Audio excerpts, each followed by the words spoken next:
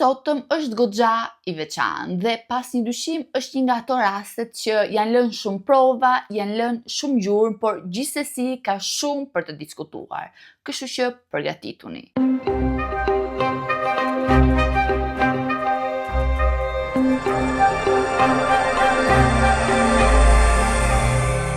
Përshëndetje të gjithëve dhe mirë se erdhët në kanalin tim. Për gjithë ju që më njihni, unë jam Lori dhe si gjithmonë do të jem këtu me ju për t'ju treguar një histori të vërtetë krimi. Nëse jeni të apasionuar pas këtyre historive, atëherë ju rekomandoj që të bëni një subscribe për të qenë gjithmonë të azhurnuar mbi video të reja. Kështu që pa humbur kohë, le të fillojmë me rastin e ditës. Për historinë e sotme ndodhemi në Angli, më saktësisht në Leeds në vitin 2000 dhe pikërisht në Leeds jetonte një familje e cila quheshte Tiernan. Familja përbëhej nga babai i cili quheshte Michael, nëna Sharon, vajza e madhe Michelle dhe vajza e vogël Lian. Lian kishte lindur në vitin 1984 dhe nga prindërit e saj përshkruhej si një vajzë e sjellshme, një vajzë e qetë, një vajzë le të themi e ndrojtur me njerëzit që nuk njihte mirë apo me njerëzit që sapo kishte njohur dhe ishte një studente e shkëlqyer. Në vitin 2000, Lian ishte vetëm 16 vjeç. Siç ju thash, ishte një studente e shkëlqyer dhe ndishte shkollën e mesme West Leeds High School. Më 26 nëntor të vitit 2000, Lian e kishte lënë që të takoheshte me një shoqen e saj, e cila quheshte Sarah Whitehouse, në një qendër tregtare që të bënin ato blerjet e Krishtlindjeve. Dhe vajzat u takuan rreth orës 3:30 të pasdites dhe siç ndodh gjithnjë pra kur jemi në për qendra tregtare, bëjmë ato blerjet tona, hym nga një dyqan në tjetrin dhe kështu shkon le të themi pak a shumë e gjithë dita ose e gjithë pasditja. Dhe vajzat pra përfunduan atë shëtitjen e tyre rreth orës 6 të pasdites. Më pas secila shkon në drejtimin e saj. Por pikërisht vendi ku përshëndeten vajzat pra për të larguar nuk ishte shumë larg shtëpisë Lian. Ajo zakonisht merrte autobusin e cila bënte 2 ndalesa dhe më pas arrinte në shtëpi, por atë ditë vajza donte që të bënte një shëtitje, kështu që vendosi që ta përshkonte të gjithë rrugën në këmbë. Por për të qenë le të themi sa më të sinqert, nga vendi ku ndodheshte ajo deri në shtëpinë e saj, nëse merrje një rrugë të shkurtër, pra që kalonte nëpërmjet një parku në shtëpinë e saj, arrije për 15-20 minuta. Kështu që një farë mënyre i leverdiste më shumë që të shkonte në këmbë se sa të priste autobusin i cili do vonohej. Parku që duhet kalonte për të shkuar në shtëpi ishte një park normal gjatë ditës, por natën frekuentohej nga njerëz me reputacion të dyshimit. Në fakt, nëna e saj, Sharon, i kishte këshilluar shpesh vajzat e saj që mos kalonin nëpër park gjatë natës, por të bënin një rrugë tjetër dhe ta shmangnin atë. Dhe duhet thënë që Lian e dinte shumë mirë këtë gjë. Megjithatë, ishte ora 6:30 e pasdites dhe siç e dim në nëntor errësohet më shpejt, por le të themi ndihet akoma pasdite dhe të njëjtën gjë ndjente dhe vajza. Ndiheshte e sigurt pra për të futur në atë park, pra për të kaluar nëpërmjet parkut, gjë që nuk duhet ta bënte.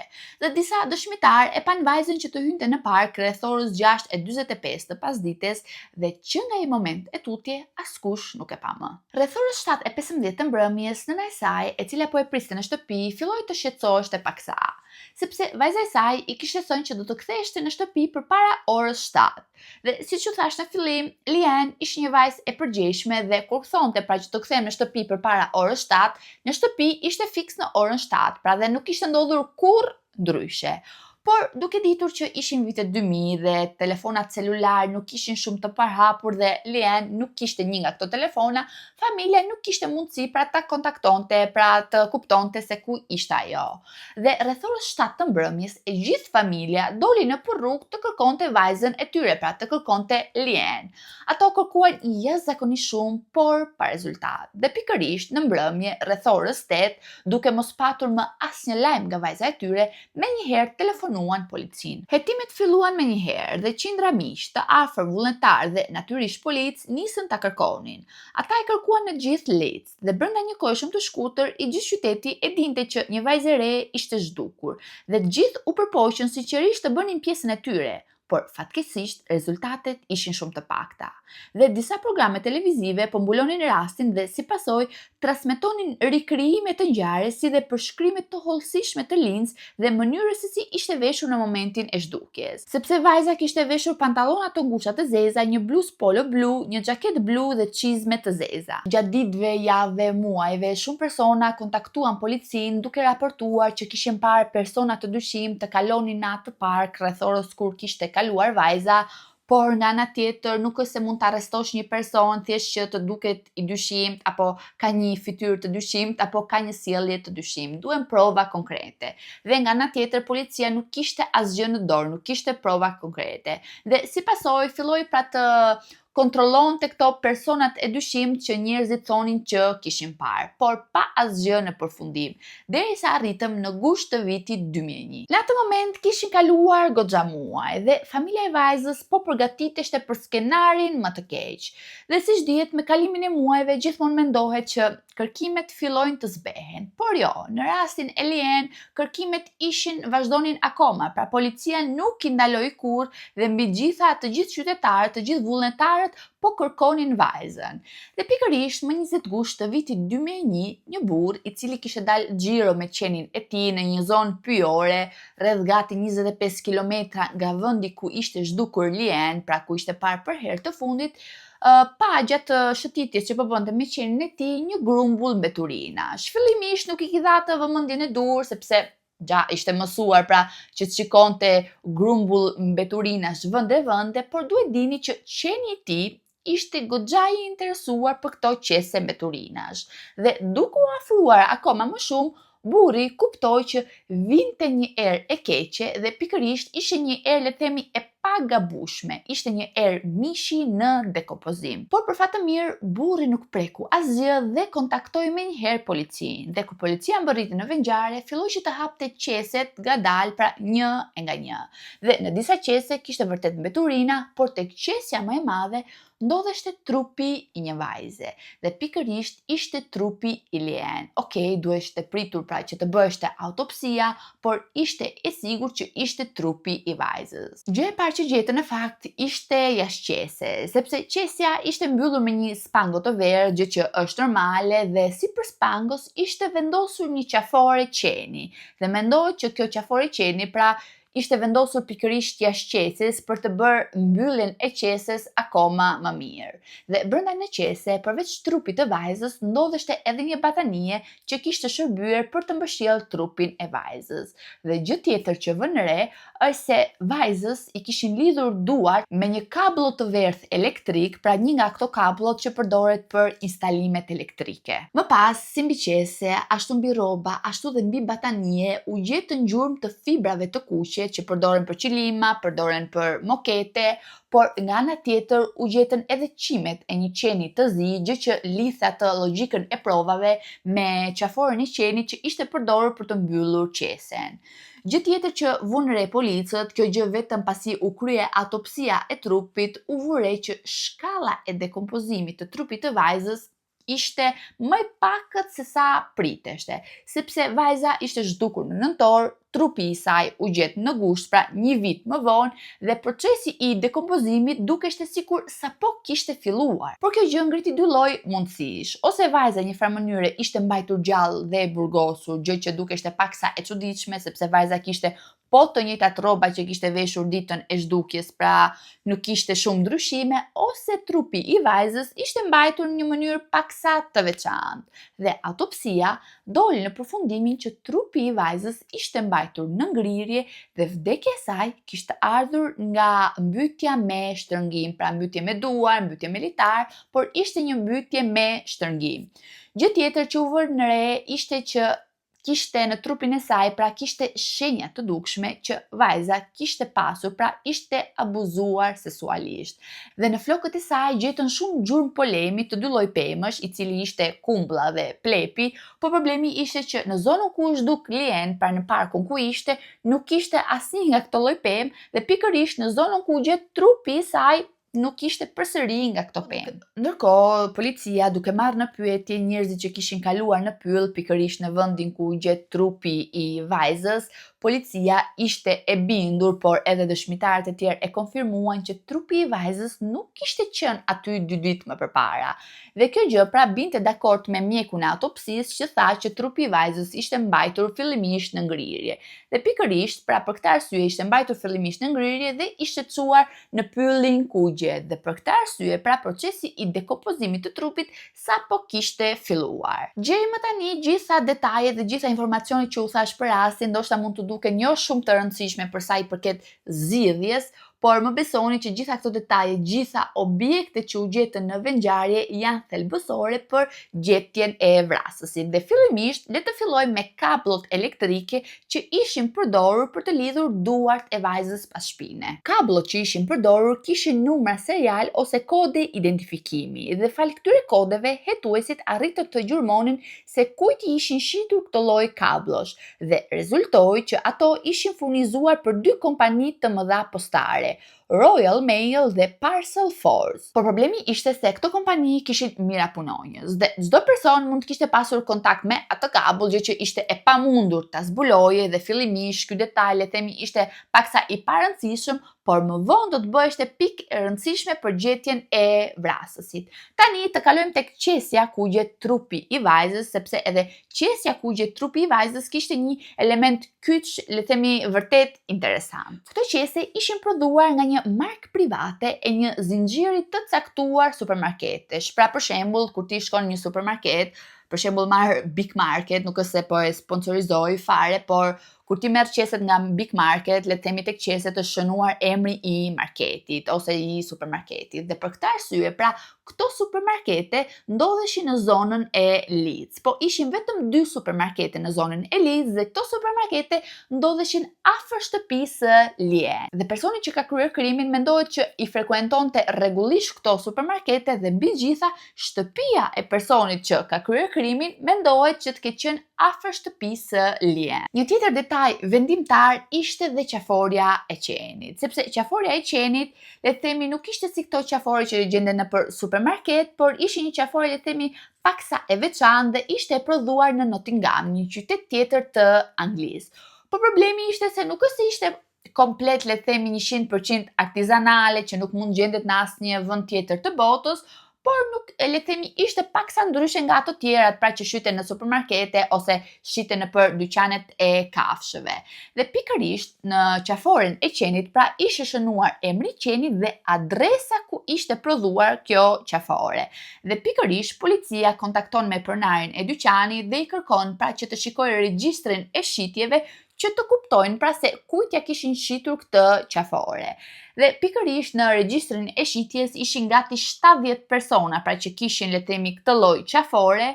Mund të themi që ishte një listë e gjatë, por nga ana tjetër mund të them që fusha e kërkimit po fillonte të ngushtoheshte akoma më shumë. Dhe mbi gjitha policia kishte edhe prova të tjera, pra për të bërë atë filtrimin e listës prej 70 personave. Më në fund rezultoi që ishte vetëm një person që jetonte në Leeds dhe punonte në Royal Mail, pra tek ajo kompania postare që kishte bler kabllot elektrike që ishin përdorur për të lidhur vajzën, dhe ky person quheshte John Taylor. Në atë kohë, John Taylor ishte 43 vjeç, i divorcuar dhe kishte 2 fëmijë tashmë të rritur.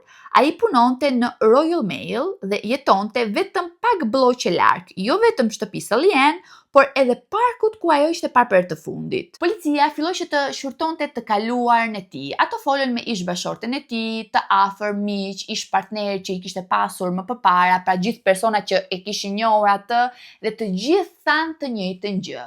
John kishte një anë shumë të errët. Ai përshkruhej si një person i dhunshëm dhe këtë gjë në fakt e kishin vënë re edhe persona të tjerë, jo vetëm ish-bashortja e tij. Nga ana tjetër, ish-bashortja e tij tregon që John nuk ishte i dhunshëm vetëm me njerëzit, por edhe me kafshët, sepse kur ajo kishte jetuar me të, ato kishin pasur her pas here kafshë dhe John nga ana tjetër i kishte trajtuar shumë keq këtë të fundit. Ajo kishte thënë që pse të marrë më kafshë shtëpiake kur ti në fund të fundit i trajton jashtëzakonisht shumë keq. Gjithashtu ish partnerët e tij dhe ish bashortja e tij thanë që John kishte disa preferenca, le të themi, të çuditshme seksuale.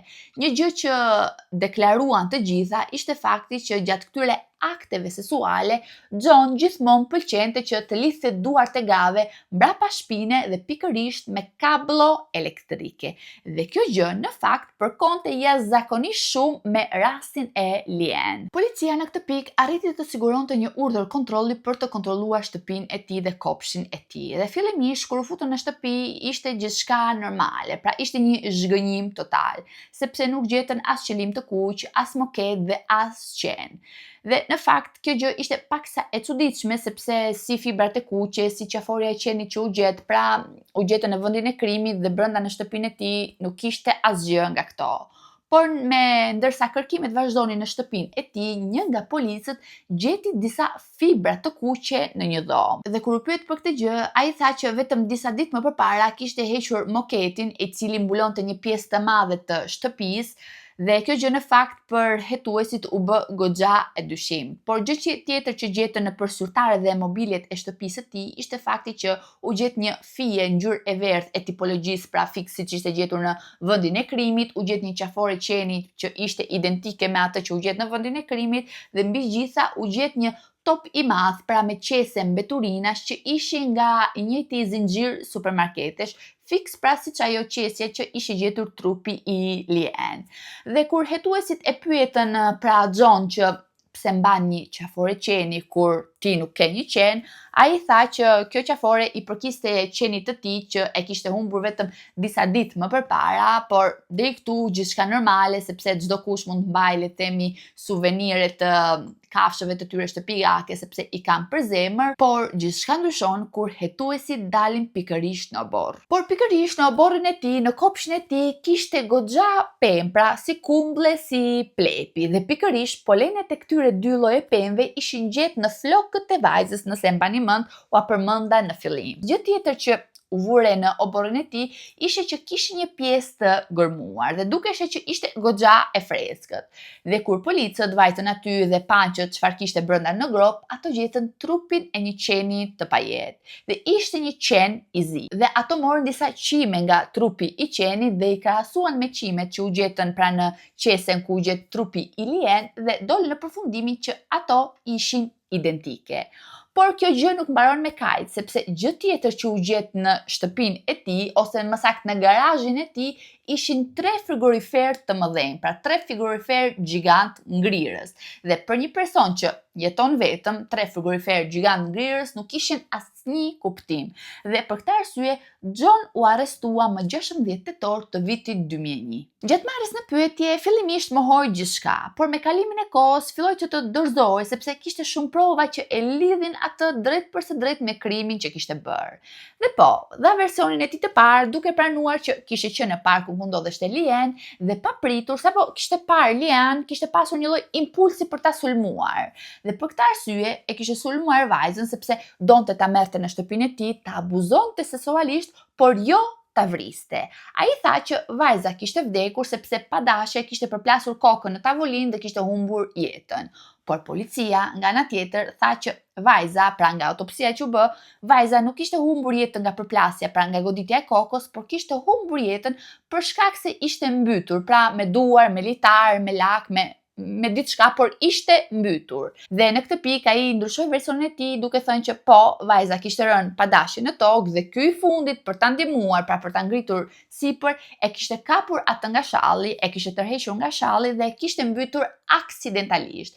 Dhe pas kësaj vdekje aksidentale që kishte bërë, pra më pas trupin e vajzës e kishte futur në një nga këto frigoriferet e ngrirjes dhe shumë muaj më vonë kishte dashur pra të hiqte qafe trupin duke lënë pikërisht në pyllin ku u gjet ajo. Megjithatë, asnjë nga versionet që tregoi ai nuk ishte i besueshëm dhe nuk lidheshte drejt për së drejti me provat që ishin gjetur, sepse për një arsye apo për një tjetër është paksa e pamundur që të mbysësh dikë aksidentalisht duke e tërhequr nga shalli. Dhe nga ana tjetër, pse duhet t'ia lidhësh një personi duart pas shpine kur ky person ose ka vdekur ose ka humbur ndjenjat, për çfarë arsye?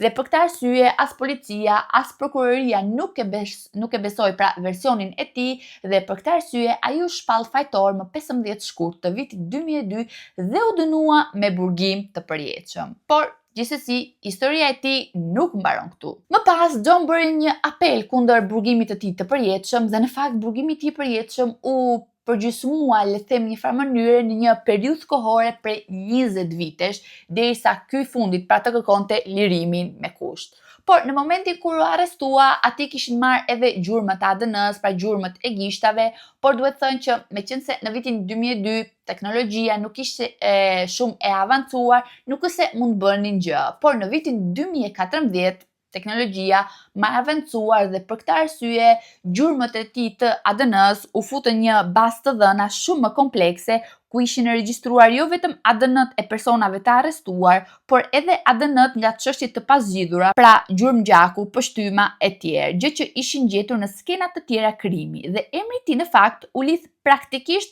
me 2 raste të tjera të pazgjidhura për dhunimi. Të dyja gratë ose të dyja viktimat ishin në këtë rast ende gjallë, sepse rasti i parë kishte ndodhur në vitin 1988, një grua 31 vjeçare që po kalonte pikërisht në parkun ku kishte kaluar Lian dhe ky i fundit e kishte sulmuar, pra e kishte tërhequr zvarr në shtëpinë e tij, më pas e kishte abuzuar seksualisht dhe më pas e kishte liruar. Rasti i dytë kishte ndodhur në vitin 1989 me një vajzë 21 vjeçare. Okej, nuk po kalonte në parkun ku kishte kaluar dhe Lian, por në një zonë aty rrotull në mes së ditës. Të njëjtën gjë kishte bërë edhe me vajzën, e kishte çuar në shtëpinë e tij, kishte abuzuar me të dhe më pas e kishte liruar.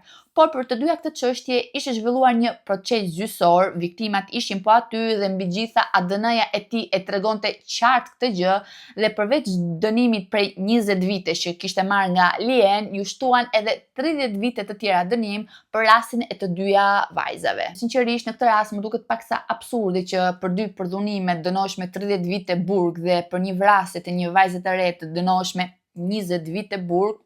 Më duket paksa jashtë logjike, por gjithsesi nuk jam prokurore, nuk jam gjyqtare. Por gjithsesi historia e tij nuk mbaron këtu, sepse policia me kalimin e kohës gjatë hetimeve filloi të mendojë që është vërtet e çuditshme që ky njeri ka kryer veprime kaq të përsëritura, të ketë bërë vetëm 2 sulme mes viteve 1988 dhe 1989 dhe më pas të ketë pasur një lloj boshllëku kaq të madh deri në vitin 2000 kur sulmoi Lian. Ato mendonin për një kriminal serial që kishte pasur një pauzë kaq të madhe deri në sulmin tjetër, ishte diçka e pazakontë. Dhe në fakt filluan që të bëjnë ato hetimet e tyre që ta lidhin me rastet e tjera, por në fakt nuk gjetën asgjë. Përveç rastit të një 13 vjeçare që kishte ndodhur vite më përpara dhe kjo vajzë fatkeqësisht kishte humbur jetën dhe me sa duket gjitha provat dhe gjitha gjërat që ishin gjetur në rastin e kësaj 13 vjeçare përkonin jashtëzakonisht shumë me rastin e Lian.